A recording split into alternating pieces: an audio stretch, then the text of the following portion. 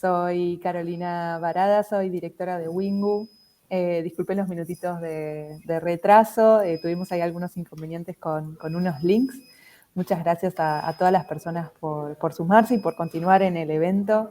Vamos a dar paso a esta conversación que se llama Cómo prevenir la violencia de género y los discursos de odio en el espacio digital durante los periodos electorales.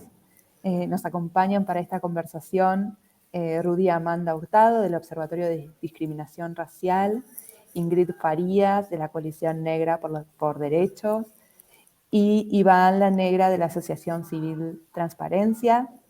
Les dejo que puedan presentarse y dar paso a la conversación. Muchas gracias por sumarse.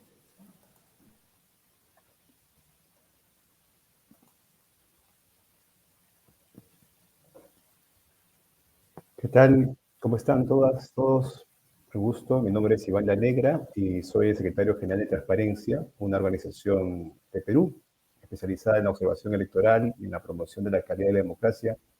Y muy contento de estar con ustedes aquí esta tarde.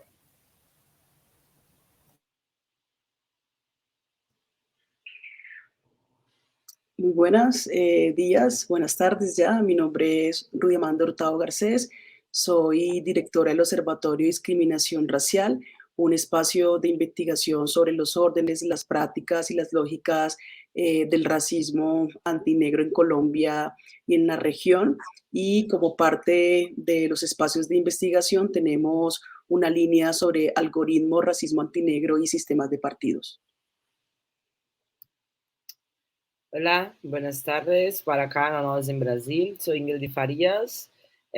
Hablo acá de Brasil para ustedes, de departamento de Pernambuco, acá en la región nordeste. Soy trabajadora, coordinadora de formación en Instituto Update, una organización latinoamericana que hace trabajos para impulsionar la presencia de mujeres afroindígenas y LGBTs en la presencia en los espacios políticos, y también soy activista y coordinadora de la Red Nacional de Feministas Antiprohibicionistas y de la Coalición Afro por Derechos. Soy investigadora de las cuestiones de políticas de drogas, participación social y cuestiones de intersección de raza y género. Es un gusto estar acá. Gracias por la invitación.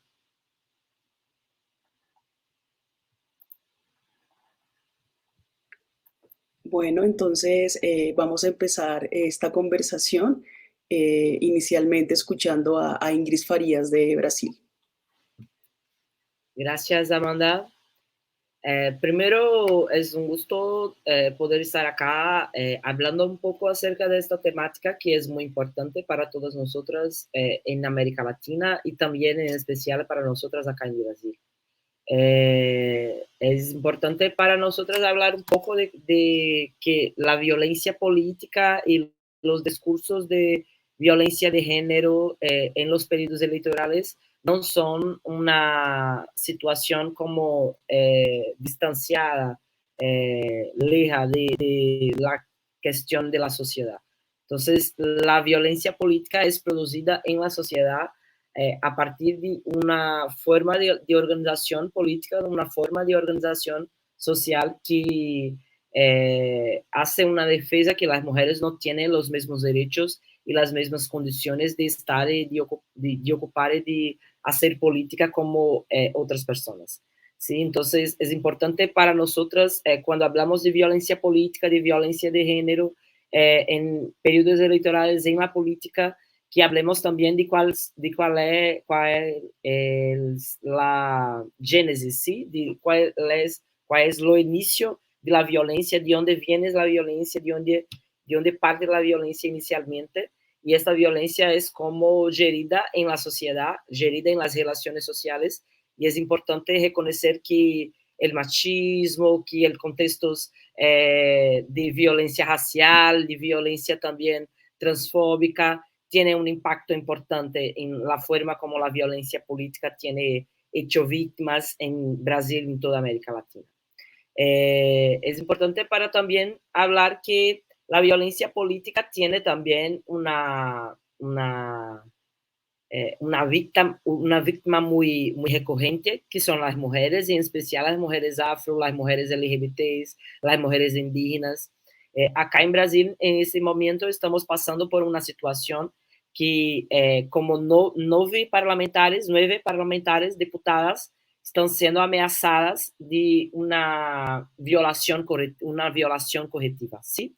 Como mujeres que son lesbianas, mujeres que son activistas, parlamentarias de la política LGBT, y ellas están siendo ameaçadas de violación por una sociedad que cree, que acredita que estas mujeres no tienen potencial, no tienen fuerza para estar, no tienen capacidad para estar en los espacios políticos, haciendo participaciones, haciendo también política, ¿sí?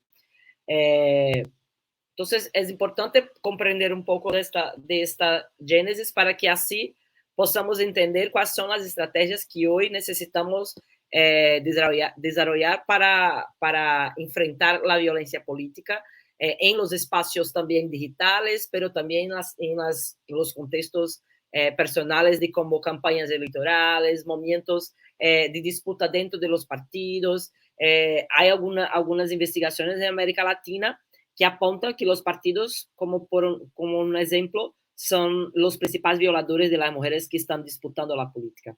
Acá tenemos muchas situaciones de violencia política que tiene hecho una gran movimentación en Brasil para que nosotros podamos hablar más profundizado acerca de este tema, ¿sí? Y pensando también cómo la política pública, como el Estado, tiene un compromiso y una responsabilidad de asumir de garantizar los derechos a vida de estas mujeres que están en esos espacios de participación política. Hay una investigación acá hecha por el colectivo Instituto Alziras, que es un instituto que también hace investigaciones acerca de la violencia política, y este estudio apunta que las mujeres en los espacios digitales son muy atacadas diariamente.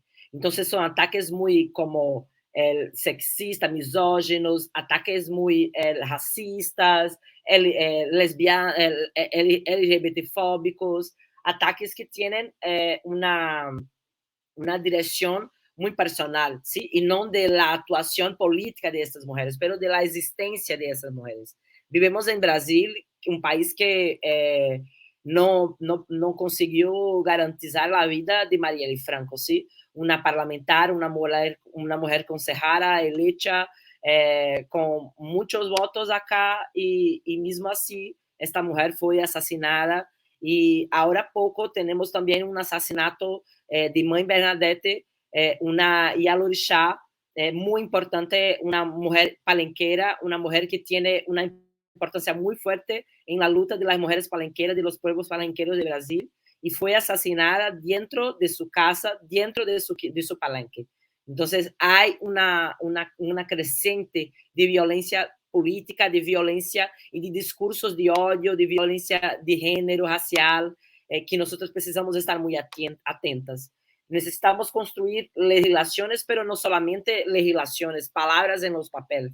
Necesitamos tener acciones. ¿Cómo protegemos a esas mujeres? La situación, como el ejemplo de la política, de la violencia política en Ecuador, es una cuestión que necesitamos estar atentas en toda América Latina, porque es una cosa que está avanzando con las políticas neoliberales, con las políticas fascistas. Acá en Brasil enfrentamos un momento de una política fascista durante muchos años, 6 años de una política fascista, de ataque a los derechos conquistados y derechos que fueron logrados. Y lo que estamos viviendo ahora es cómo necesitamos construir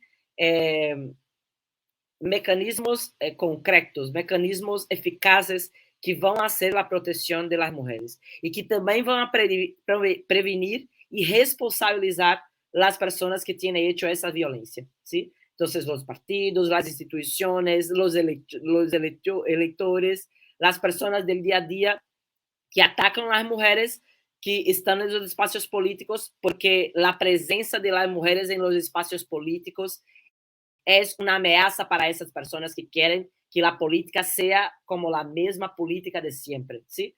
a las políticas de las personas blancas, las políticas de los hombres mayores. Entonces, es que estamos hablando de que la presencia de las mujeres en esos espacios hace una amenaza para esta construcción que no quiere que la democracia avance, que la democracia logre en toda América Latina, ¿sí? Y para todas las personas, porque lo que tenemos en América Latina es una democracia incompleta para muchas personas que viven la violencia del Estado, la violencia de los territorios, que tienen sus derechos sacados por políticas neoliberales, por políticas fascistas, ¿sí?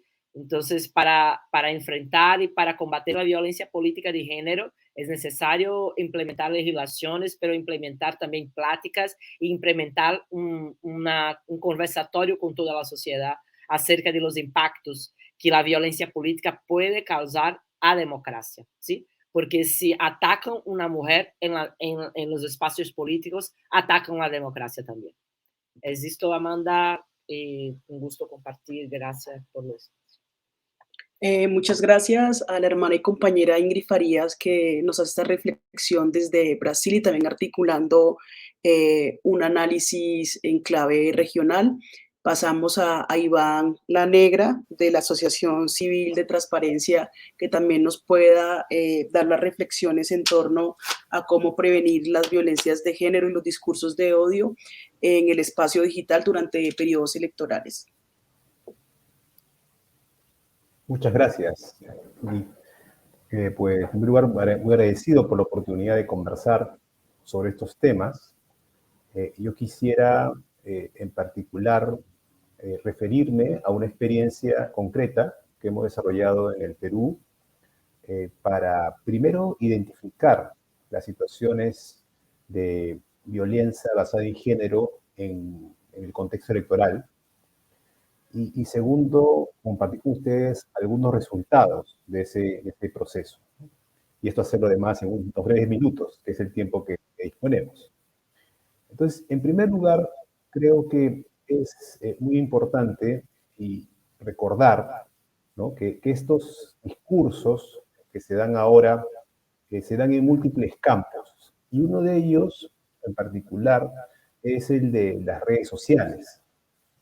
Esta herramienta, que se denomina eMonitor Plus, es una herramienta que desarrollamos junto con el Programa de Naciones Unidas para el Desarrollo, el PNUD, de Naciones Unidas, y una red de verificación local que se denomina Amayuya, que reúne a varios medios alternativos de periodismo y que han trabajado en temas de verificación de la información. Y junto con Transparencia, pues lanzamos esta herramienta haciendo un análisis detallado, un seguimiento detallado a través de herramientas de inteligencia artificial a un conjunto de cuentas en redes sociales de actores políticamente relevantes. Estamos hablando no de trolls, ¿no?, sino estamos hablando de personas inclusive reconocidas con cierta influencia política o personas que tienen un alcance importante en las redes sociales. Y esas personas pues son escogidas precisamente por la posibilidad que tienen de influir con sus publicaciones en el debate público.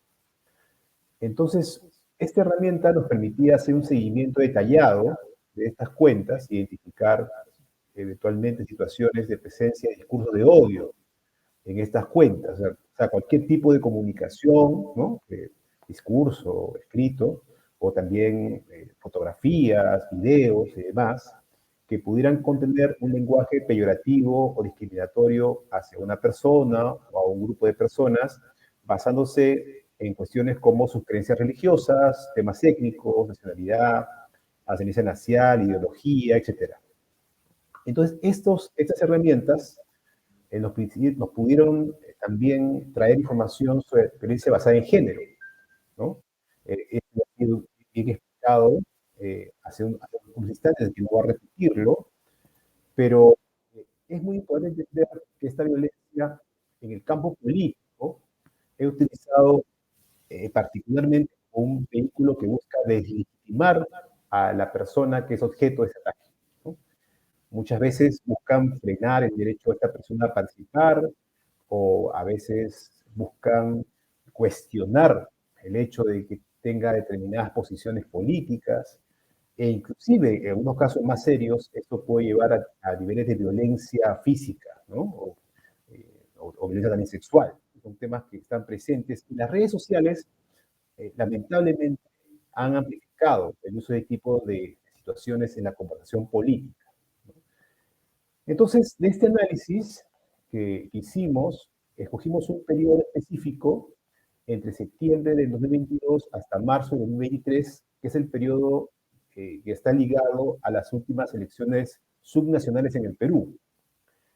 Y ahí encontramos que de los 400 mensajes de odio que estaban pues basados en discursos que identificamos, ¿no? Identificaban cuestiones vinculadas al género, encontramos una cantidad importante, el 39% de esas publicaciones que contenían discursos, digamos, de odio, y además 5% específico de esos mensajes tenían abiertamente violencia basada en género. Y esos datos, además, nos permitían identificar los picos, es decir, dónde esa situación creció, ¿no? Y creció, digamos, en un momento dado, durante las elecciones, el periodo electoral, pero en la etapa final, en particular de los procesos electorales, creció un poco. Pero luego lo que ocurrió fue que coincidió que en el Perú, después de las elecciones subnacionales, se produjo un intento de golpe de Estado que fracasó, y luego la llegada de una nueva persona de presidencia, la presidenta Boluarte, y se desarrollaron de protestas muy fuertes en el Perú. Entonces, el indicador que había sido pensado para el tiempo electoral también sirvió para mirar qué pasaba en contexto de protestas políticas de gran intensidad. Y la violencia basada en género creció de manera muy importante justo al pico de las protestas. Es decir, que la gente reaccionó a estos hechos, entre otras razones, atacando a las mujeres en cualquier tipo de, digamos, situación que se encontrara en relación con protestas. Y eso pasa desde el presidente Boluarte a otras personas que fueron líderes en este proceso. Entonces, esta situación, desde luego, es un primer elemento clave, es decir, cómo está vinculado la idea que se debe hacer, por ejemplo, discurso político combinado con el tema del uso del discurso de odio y la violencia de género. El uso de insultos, de hecho, es la forma más habitual que hemos encontrado, pero hay múltiples formas de que esto ocurre. Y además, un dato también importante, la violencia se encontró es más fuerte en aquella orientada a personas, mujeres, que se ubicaban desde el punto de vista de la ideología a la izquierda. O sea, también hay ataques a las personas de la derecha, pero los que se ponen en posición de izquierda, se encontró que el número de ataques era sustancialmente mayor. Y finalmente, digamos, también identificamos una situación del uso que empezaba, eso es un tema que hay que trabajar más, pero que había evidencia bastante buena de que se empezaba a tomar, inclusive en los medios tradicionales, este tipo de situaciones como normales.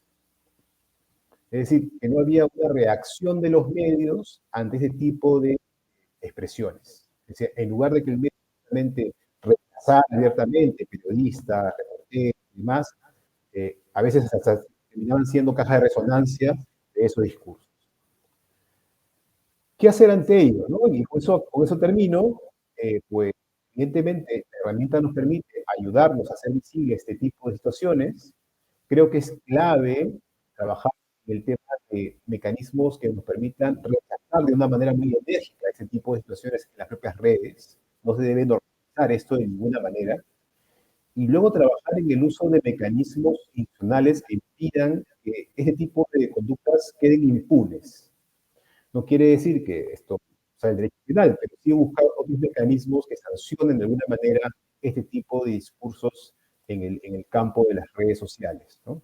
y desde luego trabajar mucho en docencia, y por esta razón, pues nos parece fantástico que estos temas se discutan, por ejemplo, aquí con nosotros esta tarde, porque es clave que más y más personas entiendan la dinámica de estos mecanismos nuevos y qué tenemos que hacer con urgencia para evitar que la situación se empeore más adelante.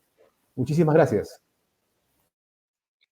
Muchas gracias, Iván. Entonces ahora doy paso a mi presentación. Voy a presentar, tenemos ya pocos minutos para cerrar este panel. Un estudio de caso que hicimos como observatorio sobre algoritmos, racismo, antinegro y sistemas de partidos en Colombia. El estudio de caso se enfocó específicamente en mirar los ataques a las candidatas y candidatos afrodescendientes en las elecciones presidenciales pasadas del año 2022 en Colombia. El periodo de este monitoreo se dio entre enero de 2022 a agosto de 2022, donde un poco el objetivo era monitorear las menciones racistas en medios de comunicación y en redes sociales, específicamente realizados contra estas 5 fórmulas vicepresidenciales que eran personas afrocolombianas o afrodescendientes. Nosotros, para poder desarrollar ese estudio de caso, hicimos como unas fuentes de información que nos permitieran poder obtener datos. La primera fue específicamente medios de comunicación impresos, digitales, televisivos, radial, y a nivel local, regional y nacional. Y nos enfocamos en la red social de Twitter, donde específicamente monitoreábamos mensajes que tuvieran un alcance, la cuenta más de 5,000 seguidores debido al impacto que pueda llegar a tener, y no incluíamos retweet, pero sí, por ejemplo, este impacto en las cuentas de 5,000 seguidores en adelante nos permitían eliminar las cuentas falsas o anónimas o los trollers, ¿no? Entonces hicimos como ese control para poder tener una información mucho más objetiva y rigurosa. Un poco las preguntas de investigación que guiaron este monitoreo estaban enfocadas primero a entender cómo opera el racismo antinegro en las campañas electorales, o sea, cómo el racismo se convierte en un espacio importante en estas contiendas electorales. Lo segundo es cómo circulan los contenidos racistas en medios de comunicación y en redes sociales durante las campañas electorales, la intencionalidad de esos ataques, qué tipo de violencias aparecen y cuáles son las relaciones entre el racismo antinegro y la violencia misógina y el voto, ¿no? Y qué tipo de subjetividades y perfiles están detrás de estos ataques racistas durante estos periodos electorales.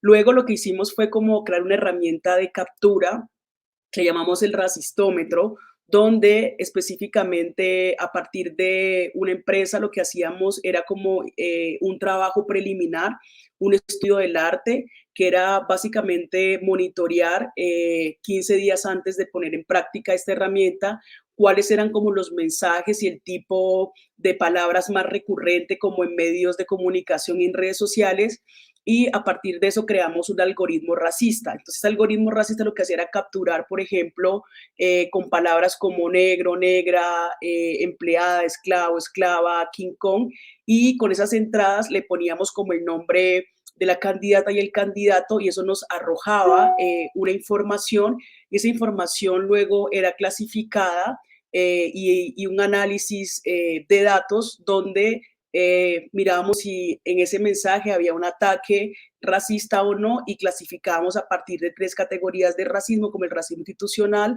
el racismo estructural y el racismo cotidiano, cada uno específicamente desarrollado a partir de una concepción o lo que entendemos por estos tipos de racismo.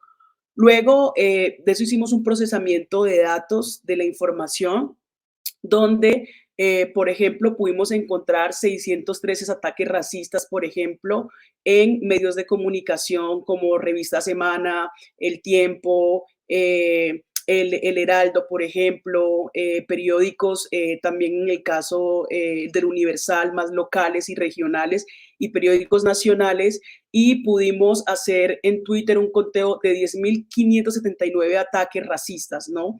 Donde el 80% de los ataques estaban dirigidos, por ejemplo, al colectivo, a la comunidad afrocolombiana, pero que tenían relación, por ejemplo, con la actual vicepresidenta Francia Márquez, ¿no?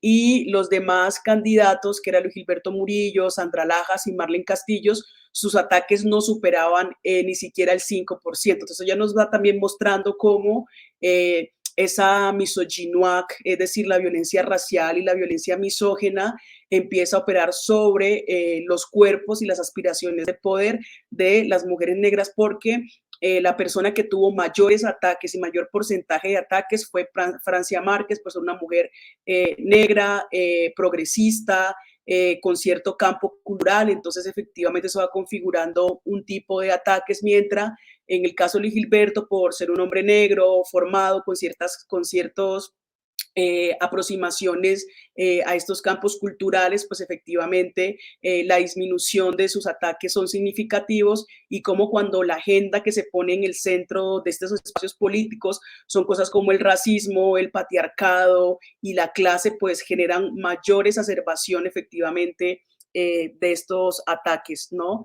En esa perspectiva, nosotros hicimos como primero algunas conclusiones preliminares, y uno es que efectivamente la mayoría de estos ataques y discursos que circularon tanto en medios como en la red social Twitter caracterizaban las demandas, por ejemplo, históricas del pueblo afrocolombiano, como por ejemplo el derecho a la tierra, a la educación, a la dignidad, como expresiones de resentimiento social. Cada vez que se enunciaba la lucha antirracista, era capturada por esas personas que estaban detrás de estos ataques, específicamente como son resentidos sociales. Y estos discursos también en su mayoría iban como enfocados en deslegitimar la capacidad intelectual y de formación de, en este caso, pues Francia Márquez, ¿no? Y al final estos discursos estereotipados del ser mujer negra, ¿no? Como el lugar de la cocina, como reproducción específicamente de lógicas coloniales, ¿no? Una cosa que nos pareció súper interesante en este análisis fue como, por ejemplo, los picos de los ataques, ¿no? Los picos, por ejemplo, eran el 6 de abril, es decir, antes de la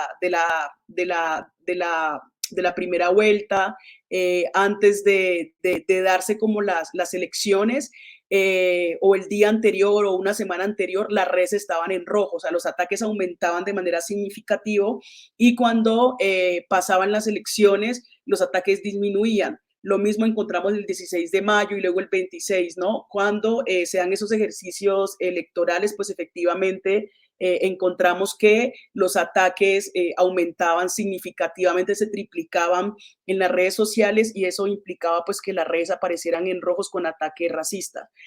También pudimos identificar las subjetividades que estaban detrás de estos ataques. Las primeras subjetividades que encontramos es que específicamente había muchos políticos blancos de la derecha colombiana en sus redes sociales, como retuiteando y mandando mensajes, artistas, influencers, uribistas y sectores antipetristas, ¿no? En el caso porque pues Francia era la fórmula presidencial de Petro, entonces esos sectores también estaban como de una u otra forma incitando a que circulara este tipo de contenidos en medios, efectivamente sectores antipetros, y personas negras afrodescendientes de derechas y uribista también intentaban amplificar estos mensajes, ¿no? Inclusive encontramos alrededor de 409 cuentas en las cuales con permanencia y constancia estaban produciendo mensajes y ataques racista en contra de la comunidad afrocolombiana, en contra de Francia Márquez como fórmula vicepresidencial. En esa perspectiva, también nos dimos cuenta que efectivamente los mensajes son creados por las redes sociales como Twitter o como Facebook, pero que efectivamente el lugar donde mayor conflictividad se reproduce en términos racistas y misógenos sigue siendo Twitter como la primera red social, ¿no? En Instagram no se ve ese tipo de contenidos, y en Facebook aparecen, pero su circulación no son tan fuertes como en la red social Twitter, ¿no? Y que efectivamente los medios de comunicación lo que hacen es amplificar esos contenidos racistas. Por ejemplo, tuvimos un tweet de una cantante de tecnocarrilera como Marvel, por ejemplo, que todos los medios de comunicación, todos los medios de comunicación, prensa escrita, prensa digital también, la radio, amplificaron ese mensaje. No hubo un periódico impreso y digital que no reproduciera el tuit de Marvel. Es decir, ellos están amplificando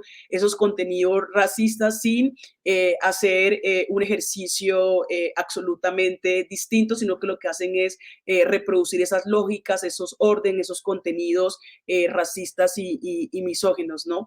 Un poco, nosotros lo que hicimos fue hacer una pedagogía en línea de forma permanente y constante, que era el racistómetro, publicar cada 8 días los resultados de cómo estaban las redes, qué estaba pasando.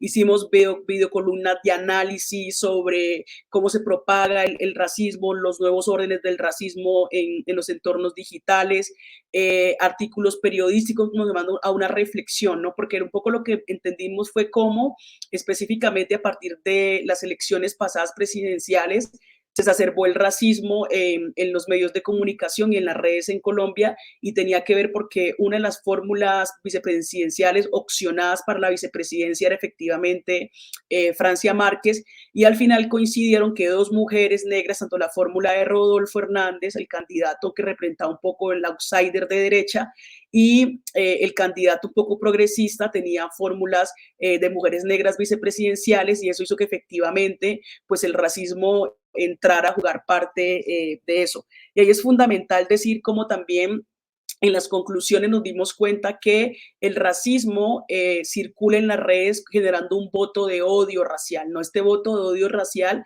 lo que busca es que las personas afrocolombianas, afrodescendientes, no puedan jugar un rol de poder y decisivo en los sistemas de partidos, ¿no? Porque es una propagación como esa idea de la incapacidad, no todos los estereotipos coloniales, racistas que aparecen en esta lógica, y cómo efectivamente eso es utilizado para generar un voto de odio racial, ¿no? En contra de estas personas que deciden participar en el sistema de partidos. Y lo otro que hicimos fue generar todo un mecanismo al interior de Twitter para que Twitter pudiera bajar los tweets, pero ha sido imposible porque el mecanismo interno de Twitter sigue siendo incompetente en materia de poder bajar esos contenidos, los mantienen y los dejan circular como sin ningún tipo de control, ¿no? Porque el algoritmo tiene efectivamente una forma, y es el racismo en su reproducción, que es un reflejo de la vida cotidiana y sistémica que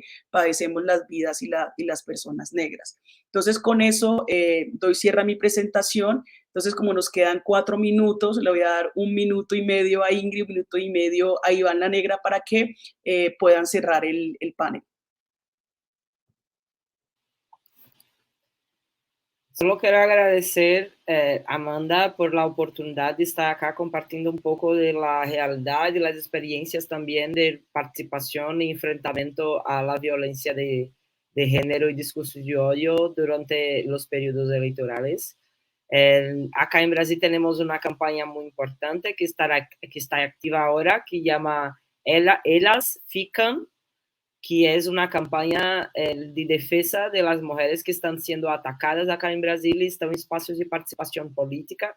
Es una campaña muy importante que está congregando muchos movimientos de mujeres, movimientos de sectores populares, movimientos afros, para hacer el enfrentamiento a la violencia. Y también hay un movimiento muy fuerte de cómo podemos tener respuestas de las instituciones. Entonces, queremos saber acá o que el Superior Tribunal Electoral va a hacer en los momentos de las elecciones de 2024, si vamos a tener como reglas para la Internet y los medios digitales, y si vamos también tener como responsabilización para personas que tienen hecho violencia contra las mujeres, y si vamos a tener también fiscalización para que los partidos no violen los derechos de las mujeres del tiempo, de TV, de televisión, de plata, de presupuesto y tantas otras cosas.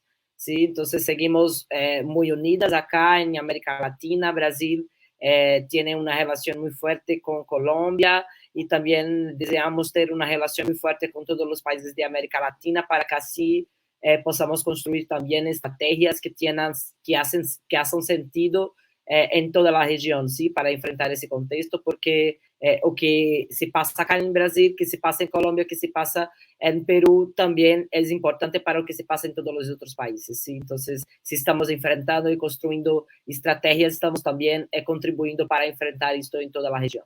Gracias. Sí, muy de acuerdo con lo que dice Ingrid y creo que es muy importante garantizar, ¿no? que haya cierto costo político por hacer cosas como usar discursos con violencia basada en género. Eso es muy importante. Creo que ese es un elemento clave, ¿no? Lo otro es seguir aprendiendo, ¿no? Esta oportunidad de escuchar de experiencias cercanas a otros países y las herramientas que utilizan es muy importante que continúe, ¿no? Porque recién estamos aprendiendo también a usar herramientas nuevas en esos temas y es fundamental que se puedan replicar este tipo de experiencias en otros lados, ¿no? En particular en el nivel subnacional, ¿no? Porque a veces solamente visibilizamos lo que ocurre en el espacio más amplio, pero lo que ocurre en los territorios a veces queda pues oculto por la falta de atención, en particular la que dan los medios de comunicación más importantes. Pero creo que es clave también llegar a ese nivel. Y finalmente, pues ofrecernos, ¿no? Digamos, a todos aquellos que están escuchando ahora, ¿no? A estar siempre dispuestos a conversar, a hablar. Es muy valioso para nosotros tener este tipo de oportunidad. Y muchísimas gracias por esta ocasión tan buena de conversar sobre estos temas. Bueno, con esto entonces damos cierre a esta sesión. Agradecer a la hermana y compañera Ingrid y a Iván La Negra por esta relación entre violencia misógina y racial y mundo digital y sistemas de partidos. Gracias.